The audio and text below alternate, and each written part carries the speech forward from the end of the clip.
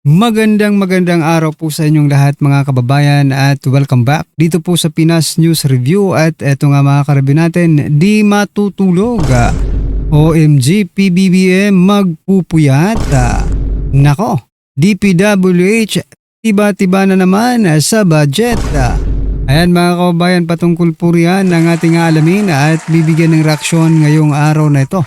Pero bago pong lahat mga kababayan, sa mga hindi pa po nakapag-subscribe sa ating munting channel ay pa-subscribe naman po at pa-like na rin po ng video ito. Maraming salamat mga kababayan at ito na nga, simulan na po natin to.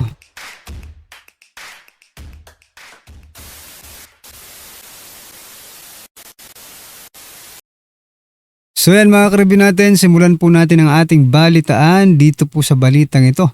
Mula po sa Ang Balita Ngayon, nako, Marcos Jr. mukhang hindi na naman matutulog ngayong Pasko. Ayon yan kay Claire Castro.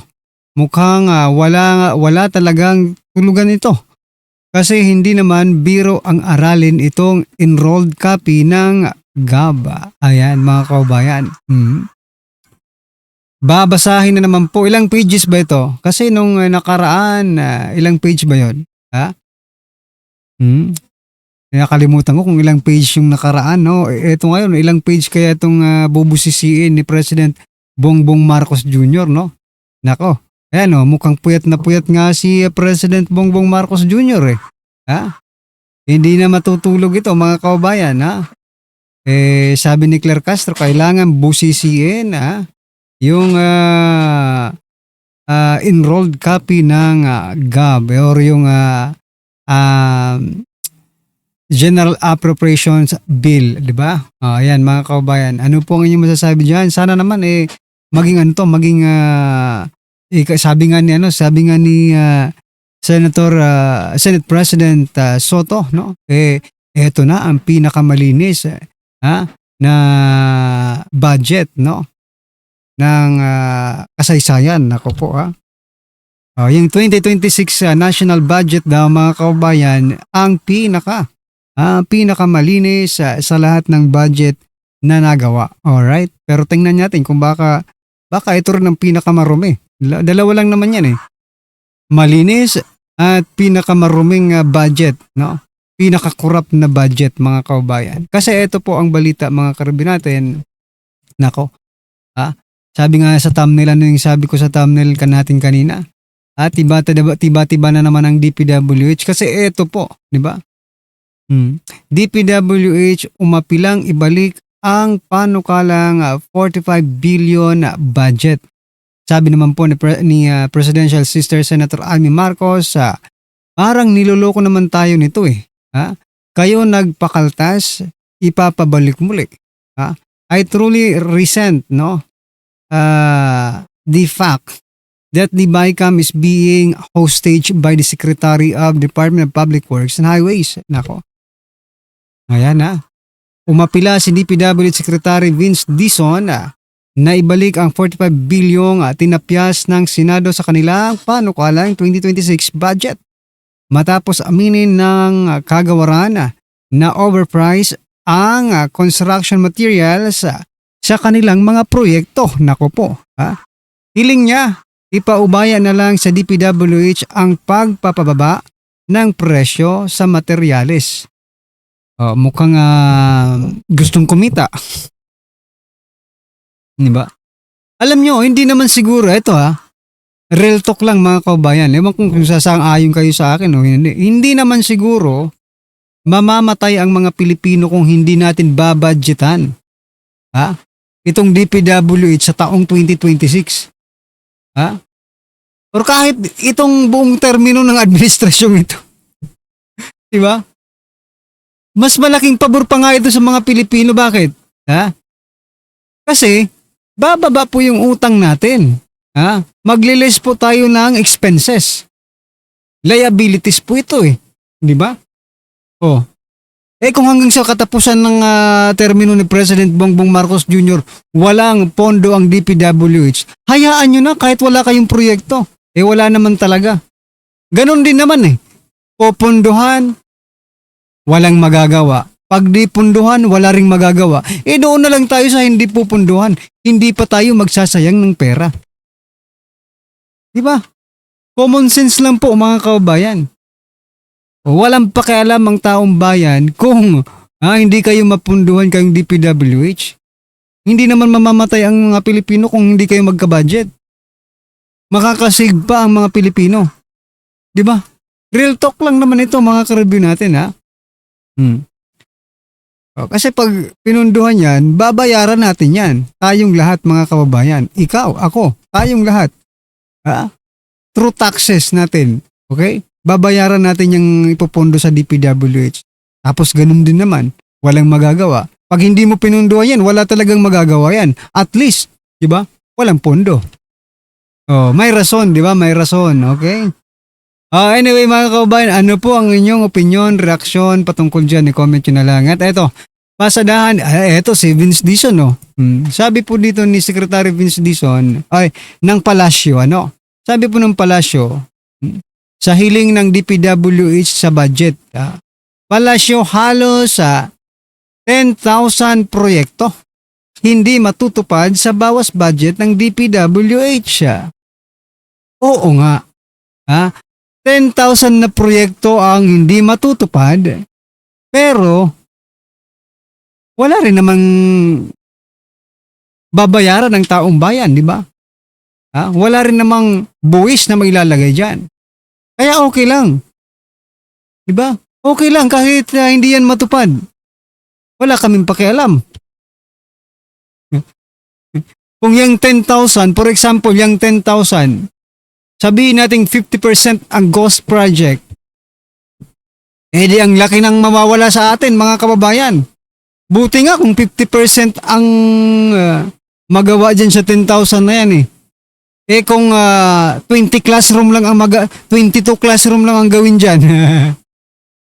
Di luging-lugi po ang taong bayan, di ba? Ay, nako po. Kung isang di pang kalsada lang ang gawin dyan, idilugi ng taong bayan sa 45 billion. Ay, nako. Ang problema kasi sa gobyernong ito, mga kababayan, no, may lamat po sila ng korupsyon. Kaya ang taong bayan ay hindi rin basta-basta makapagtitiwala sa kanila. Kasi may lamat po sila ng korupsyon. Okay? At panay pa ang paninisi nila sa mga Duterte. Pero eto po mga kababayan ang sabi ni Doc Lorraine Badoy. Sabi niya po, isang bagay na hindi ninyo kailanman maipaparatang sa mga Duterte ay ito. Sila ay tiwali at nagnanakaw sa taong bayan. Oo nga mahirap paniwalaan itong sinasabi nila ngayon. Itong about kay Madriaga, no? Ang hirap-hirap paniwalaan. Kasi hindi naman ganun ang pagkakakilala natin sa mga Duterte. No? Not unless, no? Gaya ng ibang politiko, no? Pag ganyan ang ipinukol mong issue, talagang paniniwalaan kasi meron na po silang lamat. Sinabi ko nga kanina may lamat na po sila. Diba? Kung bagay sa salamin ay basag na po sila. Hindi na maibabalik sa dating anyo, mga kaubayan, no? Alright. Ano po ang inyong masasabi dyan, mga karibin natin? I-comment nyo na lang at eto. Pasadahan po natin ang video ito. Eto mga karibin natin, pumalag na. Sumabog na sa galit. Ito pakinggan po natin at bigyan natin ng reaksyon. Bigyan natin ng reaksyon, opinion itong maliit lang na pahayag, short statement ni Senator Erwin Gatchalian. Inaamin niya na wala nang tiwala ang taong bayan sa gobyernong ito. Tupalpal yun sa Marcos administration. Correct? Bakit wala nang tiwala? Dahil sa nangyayari sa ating bayan. Pakinggan natin siya. Sa BICAM deliberation nito sa budget.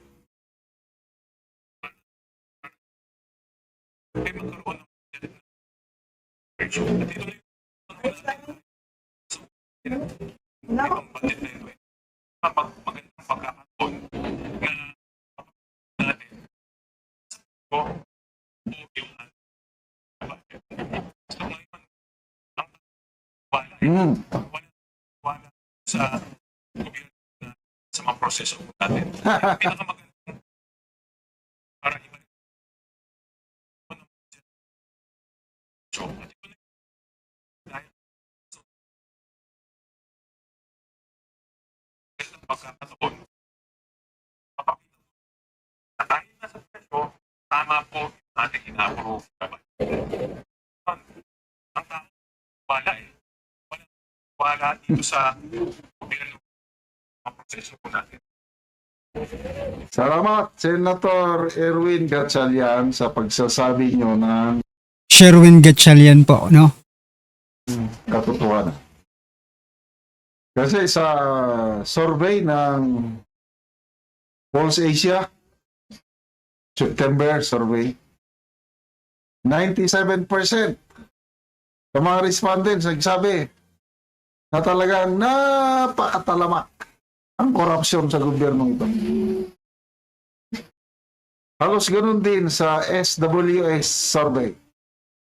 Yung latest nilang survey. 84% na nagsabi na talamak ang korupsyon sa gobyerno ito ngayon. Itong Marcos Jr. administration. 84, 97, ba? Grabe. Halos, ano yun? Sa 10 Pilipino, sabi na, siyam na tao. Masama ang tingin sa gobyerno ito pagdating sa korupsyon. Kaya kung ang pananaw ng taong bayan is talamak ang korupsyon, ibig sabihin wala na talagang katiwa-tiwala. In contrast, sa previous administration, yung Duterte at saka Aquino, meron Napakalayo. hindi naman nawawala yung korupsyon na yan. Mula sa pool. Sa SWS survey, sa Aquino and Duterte administration, yung midterm survey nila, nasa 40+% lang ang nagsabi na talamak ang korupsyon. So, ibig sabihin, out of 10, nasa 4 lang na Pilipino ang nagsabi na talamak. So, malaking kaibahan, di ba? To me, kahit sinasabi natin na si Pinoy, binabatikos natin noon si President Noynoy Aquino na mahina, ay mas maganda na lang si President Pinoy kumpara ito. At least, panahon ni President Pinoy Aquino, ang dami nilang nagawa sa infrastruktura. In fairness, nasa active service pa ako noon. Pag-ikot ko sa buong Pilipinas, umikot kami. Kaliwat kanan, ginagawang mga kalsada, tulay at iba pa. At pinagpatuloy lang ng Duterte administration. Yung bill. Kaya ang ganda yung continuity, kahit magkaiba sila ng partido ba. Kaya lang para sa taong bayan, ginawa nila yung nakakabuti. Kaya umangat ang ating infrastruktura, itong magkasunod na administrasyon, Aquino and Duterte. Pero pagdating po kay President Bongbong Marcos Jr., nahinto po yung mga project, di ba? Yung mga key project. Tapos ngayon, di ba, na-share ko ngayon dito mga kabayan na nananawagan po si President Bongbong Marcos Jr. sa susunod po na magiging presidente ng Pilipinas na sana daw ay pagpatuloy ang kanyang mga nasimulang magagandang proyekto. Ang tanong, nasaan po yan, Mr. President? Nako. Tayong bumoto sa unity, akala natin itutuloy din ng Marcos administration ang nasimulan Magandang ginawa ng Aquino and Duterte. Build better more kuno. Anong build better more? Budol, budol more. Wala silang may pakita ng mga magagandang legacy projects nila. Kaya pati Bukana Bridge sa Davao, inaangkin na sa kanya daw. Ngayon nga na may matatapos na, gusto nang makipagkaibigan sa China. O paigtingin daw natin ang relasyon sa China.